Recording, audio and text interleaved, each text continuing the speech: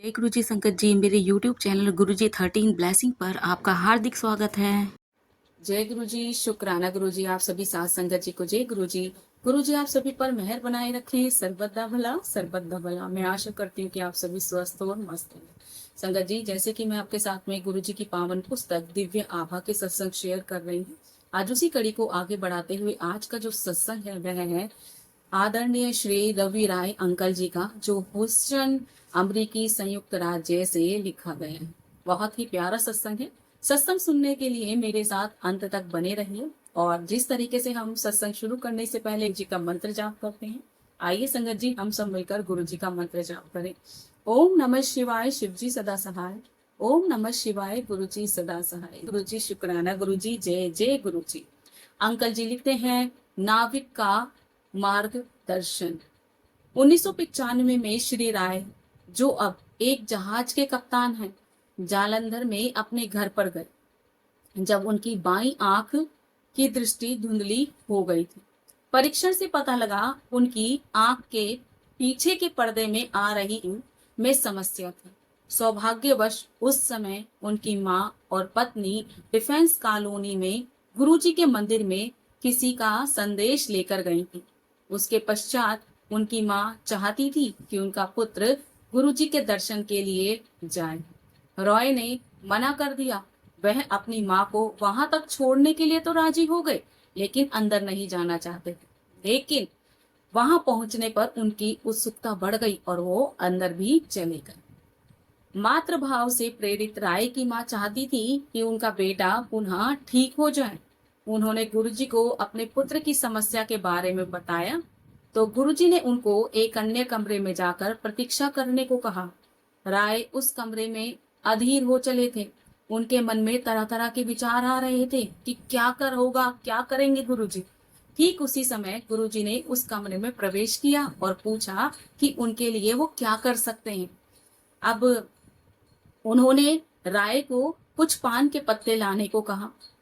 उन्होंने उन्हें अभिमंत्रित कर दिया और राय को इस निर्देश के साथ दिए कि वह अपनी आंखों पर उन पान के पत्तों को रखे और उन पर पट्टी बांध दी गई।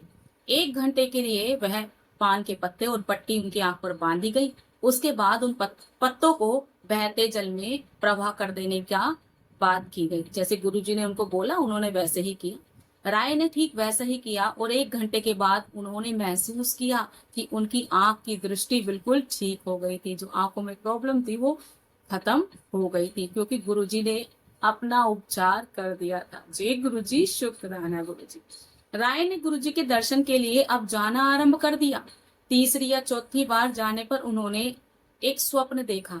स्वप्न में उन्हें उठाया गया और उन्होंने देखा कि उनके कमरे की दीवार पर नीली आभा बनी हुई है। उसमें उन्होंने शिव जी के दर्शन किए और उनके पीछे पीले कपड़े धारण किए हुए गुरुजी खड़े थे। गुरुजी के सिर पर शिवलिंग विद्यमान था। शिवलिंग दिखाई दे रहा था, गुरुजी का सर नहीं, बल्कि गुरुजी के सर की जगह उनको वहां पर शिवलिंग दिखाई दे रहा था। जब स्वप्न में उन्होंने अपनी पत्नी को दिखाने की कोशिश की, अपनी पत्नी अनु को उठाने की कोशिश की, तब वह आभा अदृश्य हो गई और उसी समय उनकी चेतना भी खुल गई, मतलब वो स्वप्न से जाग गए। तब उनको लगा कि वह सिर्फ एक स्वप्न था, कल्पना मात्र थी जो उनको इस तरीके से ड्रीम में हुआ। गुरुजी ने राय परिवार पर अपनी कृपा करनी आरंभ कर दी थी।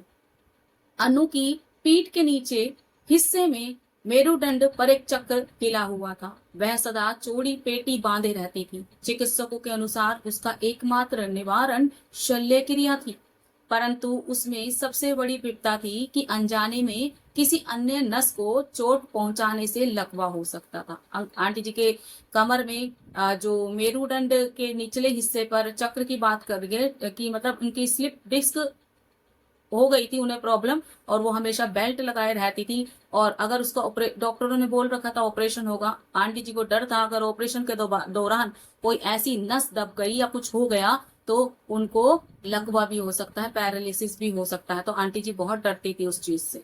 गुरुजी को इस समस्या का पता लगने पर उन्होंने चम्मच अनु की पीठ पर लगाकर निरीक्षण किया। उसकी वेदना तुरंत समाप्त हो गई और पुनः कभी नहीं हुई। जय गुरुजी, शुक्राना गुरुजी। उसके थोड़े दिन बाद जब वह दंपति हेमकुंड साहिब गए, जहां पर 22 किलोमीटर का पैदल का मार्ग है, अनु सबसे आगे चल रही थी। जय गुरु जी, शुक्राना गुरु जी। कैसे एक चम्मच से ही गुरु जी ने उनका ट्रीटमेंट कर दिया, जो कि डॉक्टर भी करने में डर रहे थे कि अगर गलती से कुछ गलती से कोई अन्य नस दब गई तो उनको पैरालिसिस होता है। लेकिन गुरुजी ने एक चम्मच की सहायता से उनका ऑपरेशन कर दिया था। और जब कहते हैं कि हेमकुंड साहिब गई तो सबसे पहले आगे आगे चल रही थी, जो कि 22 किलोमीटर की पैदल यात्रा थी। जय गुरु जी, शुक्राना गुरु जी। राय को अपने जहाज पर जाने में 1 मार्च का समय और बचा था। उन्होंने अपनी मौसी, जिनके हृदय का वाल्व बदला जा चुका था, जालंधर बुलाने का निश्चय कर लिया, जिसने गुरुजी के आशीष का फल प्राप्त हो सके। इसके उपरांत गुरुजी उससे सदा पूछा करते थे, वह जहाज पर कब जा रहे हैं, तो उनका उत्तर 1 मास ही रहता था। वह राय को एक शब्द सुनने को कहते थे, जिसके शब्द कुछ इस प्रकार हैं: नया भक्त पहली सीढ़ी पर ही है। और उसने सबको आस्था के मार्ग पर बुलाना आरंभ कर दिया है। गुरुजी ने राय अंकल को एक शब्द बोला था कि वो शब्द सुना करें, और वो शब्द के जो शब्द थे वह है, नया भक्त पहली सीढ़ी पर ही है। पर उसने सबको आस्था के मार्ग पर बुलाना आरंभ कर दिया है। तथापि इन संकेतों को अनदेखा कर राय अपनी योजना के अनुसार पुणे गए और मौसी को लेकर वापस आए। जब वह गुरुजी के दर्शन के लिए गए तो दर्शन सहज नहीं हुए। भक्त बताते थे कि गुरुजी पाठ कर रहे थे और मुख्य द्वार बंद होता था। स्पष्ट था कुछ विशेष बात अवश्य रही होगी। जब जब राय अंकल गुरुजी के पास गए, वो शब्द जब गुरुजी ने उनको शब्द दिया सुनने के लिए कि ये सुना करो, तब उन्होंने उस चीज को अनदेखा कर दिया। लेकिन जब जब वह गुरुजी से मिलने जाते थे तब उनको यह कहकर बोल दिया जाता था कि गुरुजी पाठ कर रहे हैं, और वो जो मुख्य द्वार था वो बंद होता था। राय अंकल उनके दर्शन कर ही नहीं पाते थे। अब वो कहते कुछ न कुछ अवश्य बात रही होगी जो उनके दर्शन नहीं कर पाते। फिर एक दिन दर्शन हो ही गए। गुरुजी ने मौसी को आशीष दिया और पुणे वापस जाने को कहा। गुरुजी के इस कथन की अवहेलना हुई। पुनः गुरुजी के दर्शन पर जाने पर उन्होंने फिर उनको वापस घर जाने को कहा। राय के पूछने पर कि क्या कर सकते हैं, गुरुजी चुप रहे। स्पष्ट था कि वह उन्हें वापस पुणे भेजना चाह रहे थे। यहाँ पर फिर मौसी को लेकर गुरुजी के पास पहुंचे राय अंकल, लेकिन फिर भी गुरुजी ने उनको वापस भेज दिया और वो समझ ही नहीं पा रहे थे कि आखिर ऐसा क्या हो रहा है। जब राय अंकल ने पूछा कि क्या वह आपके दर्शन नहीं कर सकती या वो उनके दर्शन नहीं कर सकते, लेकिन गुरुजी चुप रहे और उनको वापस पुणे जाने के लिए बोल दिया कि मतलब उनको वापस पुणे भेज दो। शीघ्र ही राय अपने जहाज पर जाने के लिए जालंधर से चलने वाले थे कि उनकी मौसी के हृदय की समस्या हो गई थी और उन्हें वहीं के सेना चिकित्सालय में प्रविष्ट कराना पड़ा। जब तक राय अपने जहाज पर पहुंचे उनकी मौसी की अवस्था बहुत बिगड़ चुकी थी। तथापि गुरुजी के कारण उनके अंतिम दिन बहुत प्रसन्नता पूर्वक बीते। उनके परिवार के सदस्य भी उनसे मिल सके। मौसी ने अपने परिवार के सदस्यों को बताया कि गुरुजी के कारण ही वह उन्हें देख पाए और उनसे बात कर पाए। उनकी मृत्यु भी बहुत शांतिपूर्वक हुई, पर राय को संदेश मिल गया था यदि वह उन्हें वापस पुणे ले तो उनका अंत संभवतः इस भांति नहीं होता। यहाँ पर कि गुरुजी ने उनको पुणे जाने के लिए बार बार बोला, वो लेकर नहीं गए अंकल जी, और उनको गुरुजी से प्रश्न किया तो बाद में उनको समझ में आया, रियलाइज हुआ कि उनकी जो मौसी है उनके अंतिम समय आ गया था और वो गुरुजी के दर्शन करते हुए उसका लाभ उठाते हुए ही मृत्यु को प्राप्त होने वाली थी और गुरुजी की कृपा उनको तभी मिलनी थी, तभी गुरुजी ने उनको अपनी चरणों से लगाया था। ये बात अंकल जी को बाद में समझ आई। जय गुरु जी, शुक्राना गुरु जी। गुरु जी के कथन पर पदोन्नति। राय एक बार अपनी कंपनी बदलना चाह रहे थे क्योंकि उनको अपने कार्य में दक्ष होते हुए भी पिछले 4 वर्ष से जहाज के कप्तान के पद पर उन्नति रुकी हुई थी। पर वह चंडीगढ़ में अपनी पत्नी का जन्मदिन मना रहे थे और जब उनको मुंबई में एक अन्य कंपनी से फोन आया, उन्होंने उन्हें कप्तान के पद पर लेने की बात कही। राय गुरुजी की आज्ञा लेने दिल्ली आए तो गुरुजी ने केवल घूमा कहकर उनको भेज दिए। मुंबई पहुंचकर राय ने नियमानुसार अपने स्वास्थ्य परीक्षण कराए और फिर उस कंपनी के अधिकारियों से मिले। वार्तालाप करते हुए उन्होंने उनके व्यवहार में परिवर्तन देखा। वह उनको कप्तान बनाने से पूर्व 2 मास तक जहाज पर कार्य करने को कह रहे थे, तो रॉय अंकल ने मना कर दिया। वापस आकर उन्होंने पता लगा कि उनकी कंपनी उन्हें फिर वापस बुला रही है। गुरुजी की ने उनके साथ कार्य करने का परामर्श दिया। फलस्वरूप रॉय स्कॉटलैंड गए, जहां पर उनका जहाज बंदरगाह पर आने वाला था। जहाज 2 दिन देरी से आया और वहां पर ही बह रहे। जिस दिन जहाज आने वाला था, राय को एक स्वप्न आया। उन्होंने गुरुजी को उन्हें एक निश्चित तिथि बताते हुए देखा, 15 जुलाई। उनकी नींद टूट गई। उन्होंने बहुत सोचने की कोशिश की, लेकिन उनकी समझ में नहीं आया कि गुरुजी ने उनको ड्रीम में 15 जुलाई ही क्यों बोला, वो तिथि ही क्यों बोली, उनकी कुछ समझ नहीं आ रहा था। जब जहाज आया तो उन्हें जहाज के प्रमुख को निवृत्त नहीं करना था, परंतु जहाज प्रमुख को निर्देश देना था कि राय को कैरिबेरियन तक अपने साथ कार्रवाई करते हुए ले जाएं और वहां जाकर राय को जहाज को उत्तरदायित्व सौंप दे। राय को इस बारे में कुछ नहीं पता था। गंतव्य पर पहुंचकर राय ने अपने कप्तान का कार्यभार संभाला और वह तिथि थी 15 जुलाई कि गुरुजी ने पहले ही उनको बता दिया था कि वो कप्तान के पद पर अगली जो जहाज पर कार्य करेंगे वो 15 जुलाई की तारीख को ही करेंगे, और गुरुजी ने उनको ड्रीम में पहले ही बता दिया था। तब उनको बाद में पता चला कि गुरुजी ने 15 जुलाई क्यों बोला था। जी गुरुजी, शुक्राना गुरुजी। उनका स्वप्न साकार हुआ था क्योंकि उन्होंने गुरुजी के कथन का पालन किया था। अगले 9 माह तक जब वह जहाज पर रहे, उन पर गुरुजी की कृपा बनी ही रही। कृपा इतनी अधिक थी कि वह जो भी चाहते थे वो ही हो जाता था। वह इस विचार से भयभीत हुए कि वह कोई अनिच्छा न कर बैठे। हमेशा जब भी वो कोई मतलब गुरुजी की इतनी कृपा रही अंकल जी पर कि जो वो सोचते थे वही हो जाता था, और अंकल जी को ये डर था कभी वो गलती से कुछ ऐसी इच्छा न कर बैठे जो उनके लिए अहितकारी हो। गुरुजी क्या नहीं कर सकते। 1997 में राय अपना नया पारपत्र बनवाने मुंबई गए। यह अत्यंत आवश्यक था। जब वह अपना नया पारपत्र बनवा रहे थे तो उन्होंने पता लगाया कि अपना पुराना पारपत्र जिसमें अमेरिकी वीजा था वो खो चुके थे।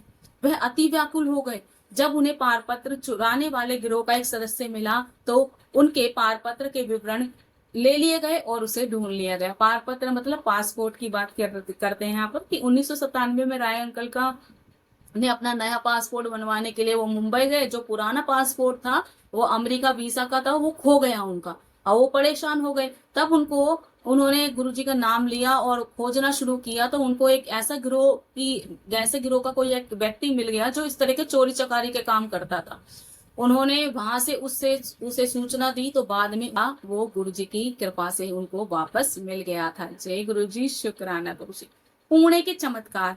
राय का पुत्र भी गुरु कृपा से वंचित नहीं रहा। यद्यपि उसने गणित और विज्ञान विषय लिए थे, गुरुजी ने उसे पुणे से कानून का पाठ्यक्रम करने को कहा। पुणे में राय के मामा रहते थे। पिता पुत्र जब पुणे पहुंचे तो उन्हें पता लगा कि कोई खाली स्थान नहीं है, क्योंकि वह परीक्षा में नहीं बैठा था। उसे कहीं स्थान मिलने की संभावना ही नहीं थी। पुणे विश्वविद्यालय ने और विद्यार्थियों को प्रविष्ट करने का निर्णय लिया। वह परीक्षा में बैठा और उसने प्रवेश मिल गया।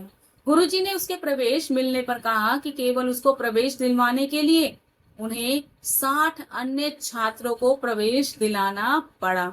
फिर गुरुजी को उसे हर वर्ष उत्तीर्ण भी करना पड़ा। उस पर दिव्य कृपा हुई थी। जब गुरुजी ने कहा कि उसके मित्र तो अनुत्तीर्ण होते हैं, वह प्रत्येक वर्ष पास होता रहा। जय गुरुजी, शुक्राना गुरुजी। राय के मामा जी भी लाभान्वित हुए थे। एक बार गुरुजी ने राय को अपने मामा जी को देने के लिए अपना एक चित्र दिया। वह अचंभे की बात थी क्योंकि राय ने कभी गुरुजी से अपने मामा जी के बारे में बात तक नहीं करी थी। जब पुणे में राय ने चित्र अपने मामा जी को दिया तो उनके मामा जी बोल उठे, गुरुजी को कैसे पता था? राय को कौतूहल हुआ और वह सही बात जानना चाहते थे। यह दुख की बात थी कि राय के मामा जी को विवाह के 30 वर्ष होने को आए थे और उनके यहाँ कोई संतान नहीं थी। वह धात्रिय माँ से संतान कामना चाह रहे थे। वह प्रयास करते थे और हमेशा असफल रहते थे। गुरुजी का चित्र आने के पश्चात उनके मामा जी के यहाँ पुत्र उत्पन्न हुआ। उस समय तक वह गुरुजी से मिले भी नहीं थे। पुत्र होने के उपरांत वह पुणे से गुरुजी के दर्शन करने आए थे। पुत्र इच्छा थी उनके मामा जी की कि उनको मतलब बच्चा हो। 30 साल हो गए थे शादी को, कोई बच्चा नहीं था, और वो उनकी कामना थी कि वो उनके घर में कोई मतलब संतानोत्पत्ति हो, और वो दत्तात्रेय माँ से प्रार्थना करते थे। और गुरुजी ने, कहते हैं ना कि गुरुजी तो सभी रूपों में है, किसी भी रूप में आप उनको पुकारिए, माँ के रूप में, पिता के रूप में, भाई के रूप में, बंधु के रूप में, सखा के रूप में, गुरुजी आपका हर तरीके से साथ देते हैं। गुरुजी ने सब रूपों में सबको दर्शन दिए। तो यहाँ पर दत्तात्रेय माँ की पूजा करते थे इनके मामा जी राय अंकल के। तो उन्होंने उनसे कामना की थी कि उनके घर में कोई पुत्र क्या पुत्री जो भी हो, कोई संतान उत्पन्न हो जाए। और गुरुजी ने उनके मामा जी को, जो कि कभी उनसे मिले नहीं थे, अपना एक स्वरूप दिया था ताकि वो उनको दे दे। और जब स्वरूप आया तो उनके घर में पुत्र की प्राप्ति हुई। और उसके बाद उनके मामा जी जो थे वो पुणे से गुरुजी के दर्शन करने के लिए आए थे। तो देखिए कैसे लीला रचाते हैं गुरुजी। जय गुरुजी, शुक्राना। मध्य रात्रि 3:30 टोक्यो राय जागे। टोक्यो की बात करते हैं। राय और उनके परिवार के सदस्य गुरुजी के अनुयायी थे।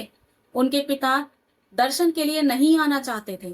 उनके मतानुसार मनुष्य को अच्छा रहकर केवल ईश्वर से संबंध बनाना चाहिए। कोई उनके न आगे की बात को सहमत था, न असहमत ही था।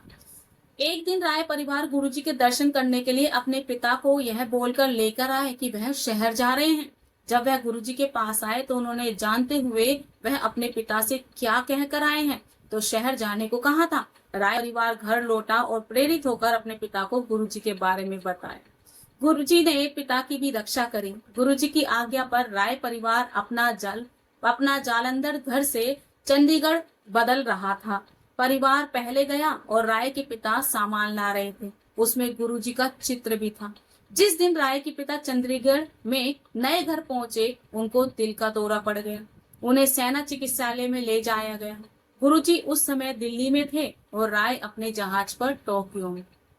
राय अपने कक्ष में सो रहे थे जो अंदर से बंद था, और उन्हें ऐसा लगा जैसे कोई पैर हिलाकर उनको जगा रहा था। उसी समय उनकी पत्नी का फोन आया कि उनके पिता की स्थिति ठीक नहीं है। राय ने उत्तर दिया कि उन्हें अभी गुरुजी ने ही जगाया है और वह पिता की भी रक्षा करेंगे। इतने में पता लगा उनके पिता की धमनियां बंद हो चुकी हैं, पर वह चिकित्सालय से घर वापस आ गए। 10 दिन बाद वह पुनः चेतना खो बैठे। इस बार गुरुजी को समस्या से अवगत कराया गया। उन्होंने दंपति को बुलाकर उपचार किया। शीघ्र ही राय के पिता की स्थिति में सुधार आ गया, पर उनका एक परीक्षण शेष था। गुरुजी ने राय को उससे एक दिन पहले अपने पिता को विस्की का पैक पीने को कहा। जब परिणाम आया तो चिकित्सक बहुत हैरान, कुछ नहीं बोल पाए। वह परिणाम लेकर अन्य चिकित्सकों के पास गए। वापस आकर विस्मित चिकित्सक ने बताया कि हृदय तो बिल्कुल ठीक है। यदि पिता का रोग निदान हुआ था तो माँ को भी गुरुजी का आशीर्वाद प्राप्त हुआ था। जालंधर में एक बार नहाते हुए उन्हें प्रतीत हुआ कि गुरु ग्रंथ साहिब के पृष्ठ खुलते जा रहे हैं और उसमें गुरुजी की मुखाकृति दृष्टिगोचर है। उनकी माँ ने कहा कि दिव्यात्मा ने स्वतः पाठ करवा दिया। जय गुरुजी, शुक्राना गुरुजी। यहाँ पर बहुत ही प्यारा सत्संग था। और जब उनके पिता को हृदय रोग हुआ तो अचानक से परेशानी आ गई, तो गुरुजी ने टोक्यो में सो रहे राय अंकल को जगा दिया। और जो कि कहते हैं कि दरवाजा अंदर से बंद करके सो रहे थे वो, तो अंदर तो किसी का प्रवेश होने का मतलब ही नहीं था, लेकिन गुरुजी ने उनका पैर हिलाकर उनको जगा दिया। और उसी समय उनकी पत्नी का फोन आ गया। और किस तरीके से गुरुजी ने उनको बताया था कि वो जब कप्तान पद का कार्यभार संभालेंगे तो तारीख 15 होगी। अंकल जी को नहीं समझ में आ रहा था, 15 जुलाई है। तो संगत जी, बहुत ही प्यारा सत्संग, और गुरुजी सब पर कृपा करते हैं। और आज मैं अपनी वाणी को ही विराम दूंगी। जय गुरुजी, शुक्राना गुरुजी। जय जय गुरुजी।